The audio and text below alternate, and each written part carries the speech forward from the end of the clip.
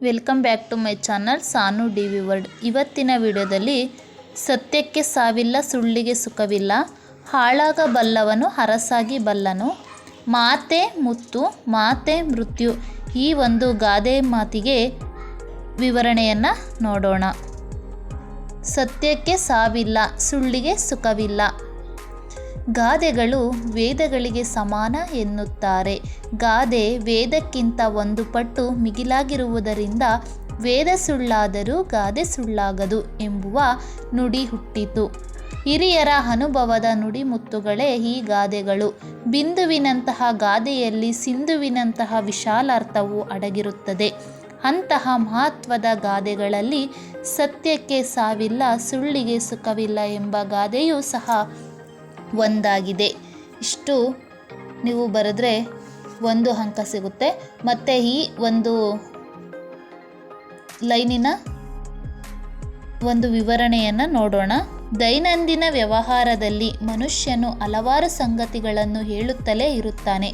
ಇದ್ದಂತೆ ಹೇಳಿದರೆ ಸತ್ಯ, ಅದನ್ನೇ ತಿರುಚಿ ಹೇಳಿದರೆ ಸುಳ್ಳು ಎನಿಸುತ್ತದೆ. ಸುಳ್ಳು ಕ್ಷಣಿಕ ಸುಖವನ್ನು ನೀಡಿದರೂ ಮುಂದೆ ಅದು ಶಾಶ್ವತವಾದ ಅಪಾಯವನ್ನುಂಟು ಮಾಡುತ್ತದೆ. ಒಂದು ಸುಳ್ಳು ಹೇಳಿದರೆ ಆ ಸುಳ್ಳನ್ನು ಸತ್ಯ ಎಂದು ನಂಬಿಸಲು ಸುಳ್ಳಿನ ಸರಮಾಲೆಯನ್ನೇ ಹೆಣೆಯಬೇಕಾಗುತ್ತದೆ. ಮುಂದೊಂದಿನ ಸತ್ಯವು ತಿಳಿದಾಗ ಸುಳ್ಳು ಹೇಳಿದವನು ಅಪಖ್ಯಾತಿಗೆ ಒಳಗಾಗಬೇಕಾಗುತ್ತದೆ. ಆದರೆ ಸತ್ಯ ಆ ರೀತಿಯಲ್ಲ. ಒಮ್ಮೆ ಹೇಳಿದ ಸತ್ಯದ ಮಾತು ಎಂದೆಂದಿಗೂ ಸತ್ಯವಾಗಿಯೇ ಇರುತ್ತದೆ. ಇದನ್ನು ನಂಬಿಸಲು ಬೇರೆ ಮಾತುಗಳನ್ನು ಹೇಳುವ ಅವಶ್ಯಕತೆ ಇರುವುದಿಲ್ಲ. ಸತ್ಯವಂತನಿಗೆ ಸಮಾಜದಲ್ಲಿ ಮನ್ನಣೆ ಸಿಗುತ್ತದೆ, ಅಸತ್ಯವಂತನನ್ನು ಸಮಾಜ ತಿರಸ್ಕರಿಸುತ್ತದೆ. ಇದಕ್ಕೆ ವೃಕ್ಷಸಾಕ್ಷಿ ಎಂಬ ಪಂಚತಂತ್ರದ ಕಥೆಯ ಪಾತ್ರಗಳೇ ಉದಾಹರಣೆ. ನೋಡಿ, ಇಷ್ಟು ಸತ್ಯಕ್ಕೆ ಸಾವಿಲ್ಲ, ಸುಳ್ಳಿಗೆ ಸುಖವಿಲ್ಲ. ಈಗ ಹಾಳಾಗಬಲ್ಲವನು ಅರಸಾಗಿ ಬಲ್ಲನು. ಗಾದೆಗಳು ವೇದಗಳಿಗೆ ಸಮಾನ ಎನ್ನುತ್ತಾರೆ. ಗಾದೆ ವೇದಕ್ಕಿಂತ ಒಂದು ಪಟ್ಟು ಮಿಗಿಲಾಗಿರುವುದರಿಂದ ವೇದ ಸುಳ್ಳಾದರೂ ಗಾದೆ ಸುಳ್ಳಾಗದು ಎಂಬುವ ನುಡಿ ಹುಟ್ಟಿತು. ಹಿರಿಯರ ಅನುಭವದ ನುಡಿಮುತ್ತುಗಳೇ ಈ ಗಾದೆಗಳು. ಬಿಂದುವಿನಂತಹ ಗಾದೆಯಲ್ಲಿ ಸಿಂಧುವಿನಂತಹ ವಿಶಾಲಾರ್ಥವು ಅಡಗಿರುತ್ತದೆ. ಅಂತಹ ಮಹತ್ವದ ಗಾದೆಗಳಲ್ಲಿ ಹಾಳಾಗಬಲ್ಲವನು ಅರಸಾಗಿ ಬಲ್ಲನು ಎಂಬ ಗಾದೆಯೂ ಸಹ ಒಂದಾಗಿದೆ.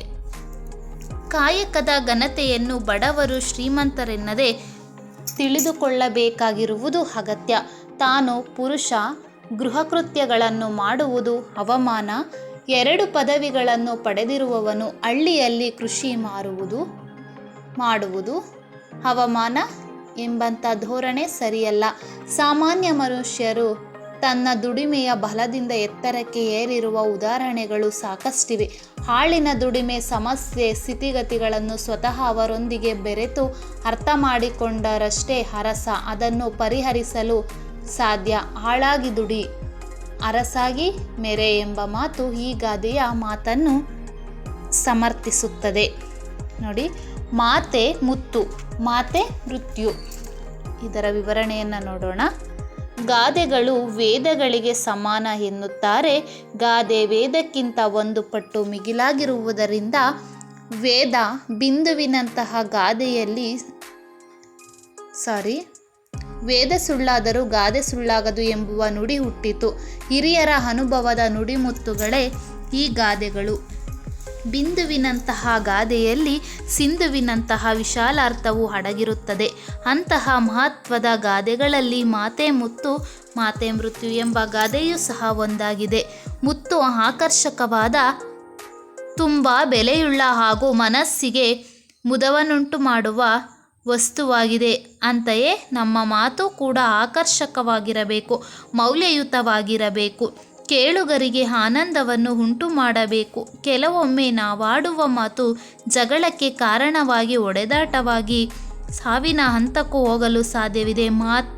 ಮಾತಿನಿಂ ನಗೆ ನುಡಿಯ, ಮಾತಿನಿಂ ಹಗೆ ಕೊಲೆಯ, ಮಾತಿನಿಂ ಸರ್ವ ಸಂಪದವು ಲೋಕಕ್ಕೆ, ಮಾತೆ ಮಾಣಿಕ್ಯವು ಸರ್ವಜ್ಞ ಎಂಬ ವಚನವೂ ಕೂಡ ಪ್ರಸ್ತುತ ಗಾದೆಯನ್ನೇ ವಿಸ್ತರಿಸಿ ಹೇಳಿದಂತಿದೆ.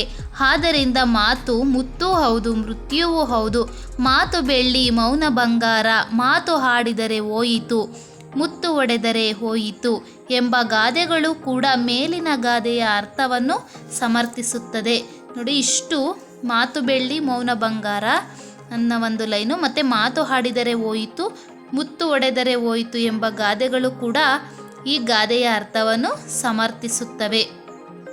ಮುಂದಿನ ಒಂದು ವಿಡಿಯೋದಲ್ಲಿ ಹಾಸಿಗೆ ಇದ್ದಷ್ಟು ಕಾಲು ಚಾಚು ಇದರ ಬಗ್ಗೆ ನೋಡೋಣ.